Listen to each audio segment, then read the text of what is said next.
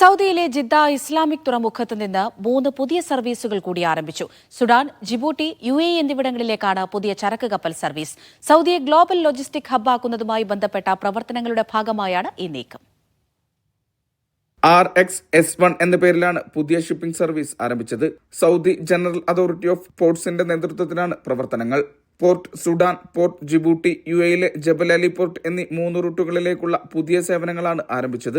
പുതിയ സർവീസ് വഴി 720 കണ്ടെയ്നറുകൾ ഒരേ സമയം കൈകാര്യം ചെയ്യാൻ കഴിയും. തുറമുഖങ്ങളുടെ മത്സരക്ഷമത വർദ്ധിപ്പിക്കുക, ദേശീയ കയറ്റുമതി കൂട്ടുക, ചരക്ക് ഗതാഗത ശേഷി വർദ്ധിപ്പിക്കുക തുടങ്ങിയവയുടെ ഭാഗമായാണ് പദ്ധതി. നിലവിൽ ഇന്ത്യ, ചൈന, ജോർദാൻ, ഈജിപ്ത് അടക്കമുള്ള നിരവധി രാജ്യങ്ങളിലേക്ക് ജിദ്ദ ഇസ്ലാമിക് തുറമുഖത്തു നിന്നും സേവനം നൽകുന്നുണ്ട്. സൗദിയെ ഗ്ലോബൽ ലോജിസ്റ്റിക്സ് ഹബ്ബാക്കുന്നതുമായി ബന്ധപ്പെട്ട പ്രവർത്തനങ്ങളുടെ ഭാഗമായാണ് പുതിയ പദ്ധതി. Mishal Cherpulassery, media 1, Riyadh.